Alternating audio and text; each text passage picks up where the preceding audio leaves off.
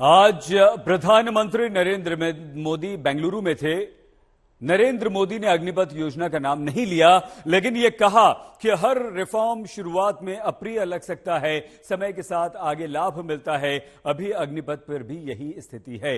युवाओं के मन में, सेना से रिटायर्ड अधिकारियों के मन में और बहुत सारे लोगों के मन में ऊहापोह है। सरकार, सेना लगातार उसी संशय, सवालों का हल करने में जुटी हुई है। फिर कुछ बयानवीर उसी कोशिश पर पानी फेरने लगते हैं। इस रिपोर्ट में आप अंत तक देखिए।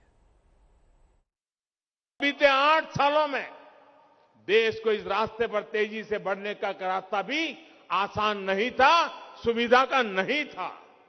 कई फैसले, कई रिफॉर्म तात्कालिक रूप से अप्रिय लग सकते हैं, लेकिन समय के साथ उन रिफॉर्म्स का लाभ आज देश अनुभव करता है। रिफॉर्म का रास्ता ही हमें नए लक्ष्यों, नए संकल्पों की तरफ ले जाता है। अग्निपथ स्कीम का नाम नहीं लिया, हाँ रिफॉर्म की बात प्रधानमंत्री ने जरूर कही। बात सही है, कई बार बड़े सुधार में दूर का फायदा नहीं, पास का नुकसान देखा जाने लगता है। यही वजह है 14 जून को अग्निपथ स्कीम लॉन्च होने के बाद से 15 से 18 जून तक कई राज्यों में प्रदर्शन हिंसक हो गया। रविवार से हिंसा थमी है, प्रदर्शन अब भी जारी है। सोमवार को भारत बंद का ऐलान सोशल मीडिया के जरिए फैला। सिर्फ कई ट्रेन बिहार से जाने वाली ही रद्द करनी पड़ी। प्रदर्शन जरूर हुए, हिंसा कहीं नहीं दिखी, बंद का असर भी कम रहा।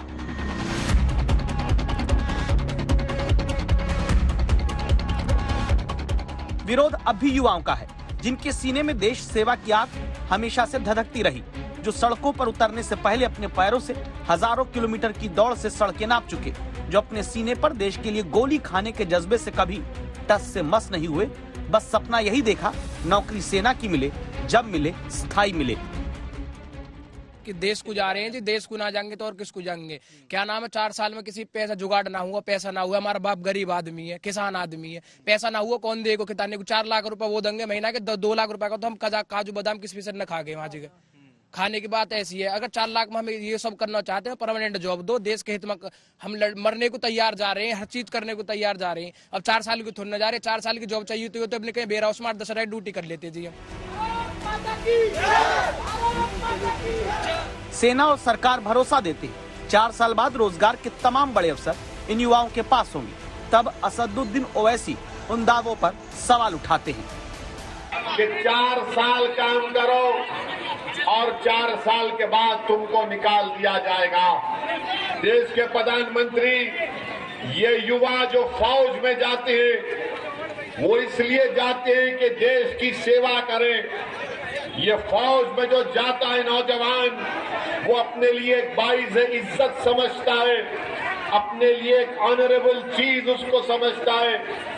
वो फौज में जाकर देश की सुरक्षा करना चाहता है। मगर देश के प्रधानमंत्री ने क्या कर दिया? देश के प्रधानमंत्री ने कहा कि ये आपको कॉन्ट्रैक्ट के ऊपर लिया जाएगा, 4 साल काम करो और 4 साल के काम करने के बाद तुमको हम चौकीदार की नौकरी दे देंगे। जिन्हें नाम दिया जा रहा अग्निवीर, जिनकी भर्ती योजना का नाम अग्निपथ, क्या वही नौजवान 4 साल बाद चौकीदार की नौकरी के लिए होंगे? ओवैसी ने ऐसी बात क्यों कही? क्या ओवैसी भ्रम में डालते हैं? क्या सिर्फ राजनीति के नाम पर बरगलाते हैं? सवालों को समझने के लिए मध्य प्रदेश चलते हैं। यहाँ बीजेपी के महासचिव हैं कैलाश विजयवर्गीय। अग्निवीरों की भर्ती से पहले बयानवीर ये खुद बन गए। यदि वो 21 साल में भी भर्ती होता है, 4 साल काम करता है तो 25 साल। 25 साल में जब वो बाहर निकलेगा तो उसको 11 लाख रुपए उसके हाथ में होंगे और अग्निवीर का एक छाती पर तगमा लगा के घूमेगा।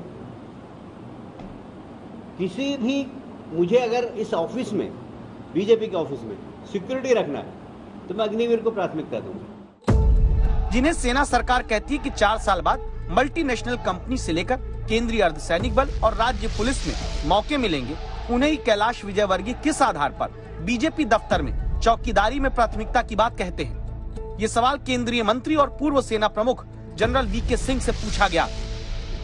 देखिए, उन्होंने मजाक किया होगा, ऐसा नहीं है।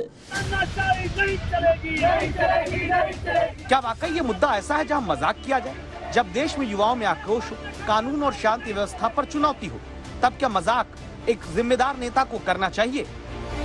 सवाल ये भी, क्या केंद्रीय मंत्री जी किशन रेड्डी ने भी मजाक किया? इनके बयान को सुनिए। డ్రైవర్స్ వేరే ఉంటారు, ఎలక్ట్రీషియన్స్ వేరే ఉంటారు, అందులో బట్టలు ఉతికే వాళ్ళు వేరే ఉంటారు, లేకపోతే మరి మన హెయిర్ కటింగ్ చేసే వాళ్ళు ఉంటారు. ఈ రకంగా వేల పోస్టులు ఉంటాయి. అందులో కొంతమంది అందులో కూడా ఉపయోగపడుతుంది. अब आप सोचिए, एक तरफ सेना के अधिकारी हैं, युवाओं को भरोसा देते हैं कि 4 साल बाद चिंता नहीं करनी होगी, अच्छे रोजगार के मौके मिलेंगे। जब ये मतलब युवक 25 साल का बाहर आएगा, ये स्किल तो होगा ही होगा। सबसे जरूरी स्किल एक इंसान को चाहिए discipline. He will be ready with the discipline. आप किसी इंडस्ट्रियलिस्ट से पूछ लीजिए, भाई तेरे को क्या चाहिए, बोले यार डिसिप्लिन हो गया मेरा, 60% जॉब इज ओवर, मैं उसको ब्रिजिंग कोर्स करके दूंगा, कुछ ट्रेनिंग करके दूंगा, सो दैट वो मेरे काम आ सके। ये सब करेंगे। फिर क्या बयानवीर सेना सरकार की कोशिश पर पानी फेरकर युवाओं को वापस शंका के दलदल में धकेल रहे हैं? गृह राज्य मंत्री जी किशन रेड्डी जी ने कहा कि जो आर्मी की रिक्रूटमेंट के लिए ट्रेनिंग ले रहे हैं, उनको बाल काटने का, बिजली की रिपेयर करने का, ड्राइवरी करने का, और वो तमाम काम दिए जाएंगे। कैलाश विजयवर्गीय कहते हैं कि उनको हम अपने भारतीय जनता पार्टी के कार्यालय के बाहर चौकीदारी करवाएंगे। ये अपमान क्यों करते हैं भारत के नौजवान का? ट्रेनिंग वो फौज में भर्ती होकर देश की सीमाओं की रक्षा करने के लिए रहे। आप उनको चौकीदारी करवाएंगे, आप उनको बाल कटवाएंगे, आप उनसे कपड़े धुलवाएंगे, आप उनको ड्राइवरी करवाएंगे, और प्रधानमंत्री ने तो पहले ही अपनी नीयत स्पष्ट कर दी थी कि पकोड़ा तलिए। तो ये एक भद्दा मजाक किया जा रहा है हमारे नौजवानों के साथ। चौकीदारी करना बुरा नहीं, चौकीदारी का काम छोटा भी नहीं, लेकिन सेना की भर्ती के लिए तैयारी करने के बाद, 4 साल अग्निवीर बनने के बाद, अगर चौकीदारी, बाल काटने वाले, ड्राइवर के स्किल की बात सियासत के बयानवीर करते हैं, तो ये गुड़ दिखाकर ईंट मारने जैसा है।